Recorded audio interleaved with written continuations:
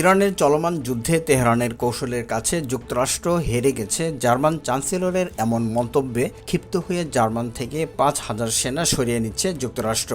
বর্তমানে জার্মানিতে যুক্তরাষ্ট্রে ৩৬,৪০০ মার্কিন সেনা মোতায়েন রয়েছে, যা নেটোর প্রতিরক্ষা সক্ষমতার গুরুত্বপূর্ণ অংশ হিসেবে বিবেচনা করা হয়। ১৯৪৫ সালে দ্বিতীয় বিশ্বযুদ্ধে জার্মানিতে নাৎসি বাহিনীর পতনের পর যুক্তরাষ্ট্র প্রায় ১৬ লাখ সেনা দেশটিতে মোতায়েন করে, তবে এক বছর পরে তা কমিয়ে ১ লাখ করা হয়।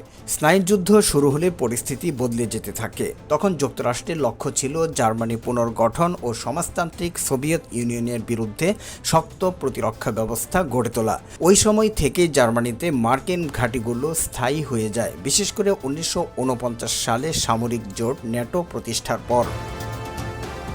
স্নায়ুযুদ্ধের পর জার্মানিতে বিমান ঘাঁটি, সেনা ব্যারাক ও গোয়েন্দা পর্যবেক্ষণ কেন্দ্র সহ প্রায় ৫০টি বড় ঘাঁটি এবং ৮০০টিরও বেশি সামরিক স্থাপনা ছিল যুক্তরাষ্ট্রের। ১৯৮৯ সালে বার্লিন প্রাচীরের পতন এবং ২ বছর পরে সোভিয়েত ইউনিয়নের পতনের পর এসব ঘাঁটির অনেকগুলোই বন্ধ হয়ে যায়। ১৯৬০ থেকে ১৯৮০ দশক পর্যন্ত জার্মানিতে যুক্তরাষ্ট্রের ২,৫০,০০০-এর বেশি সেনা ছিল। যুক্তরাষ্ট্রের প্রতিরক্ষা দপ্তরের তথ্য অনুযায়ী গত বছরের শেষ নাগাদ ইউরোপে মার্কিন ঘাঁটিগুলোতে অবস্থানকারী যুক্তরাষ্ট্রের সেনা সদস্য সংখ্যা ছিল প্রায় ৬৮,০০০। এর মধ্যে ৩৬,৪০০ বা অর্ধেকেরও বেশি জার্মানির। ইউরোপে যুক্তরাষ্ট্রের ৭টি স্থায়ী সেনাঘাঁটির মধ্যে ৫টি জার্মানিতে। সবচেয়ে গুরুত্বপূর্ণ ঘাঁটিগুলোর একটি হল রামস্টেন বিমান ঘাঁটি, যা ইউরোপে যুক্তরাষ্ট্রের বিমান বাহিনীর প্রধান কেন্দ্র। স্নায়ুযুদ্ধের পর এই ঘাঁটিগুলোর ভূমিকা অনেক বদলে গেছে। এখন এগুলো মূলত যুক্তরাষ্ট্রের সামরিক অভিযানের জন্য সামনে থেকে সমন্বয় ও সরবরাহ কেন্দ্র হিসেবে কাজ করে। সেখান থেকে ইরাক, আফগানিস্তান এবং সাম্প্রতিক সময়ে ইরানের মতো অঞ্চলগুলোতে অভিযান পরিচালনায় সহায়তা করা হয়।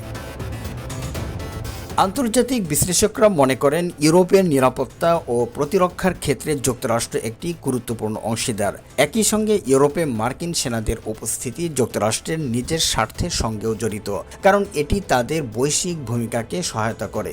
তবে নীতিগতভাবে যুক্তরাষ্ট্র চাইলে ইউরোপের বিভিন্ন দেশে মোতায়েন থাকা সেনাদের পুনর্বাসন করতে পারে। বর্তমানে ইতালিতে তাদের প্রায় ১৩,০০০ সেনা, যুক্তরাজ্যে ১০,০০০ এবং স্পেনে ৪,০০০ সেনা রয়েছে। বিশ্লেষকদের মতে স্টুটগার্ট ও রামস্টেন বিমান ঘাঁটির মতো গুরুত্বপূর্ণ ঘাঁটি থেকে বিপুল সংখ্যক সেনা কমানো হলে বিশ্বে যুক্তরাষ্ট্রের সামরিক সক্ষমতা বা প্রভাব বজায় রাখাটা অনেক বেশি ব্যয়বহুল হয়ে পড়বে।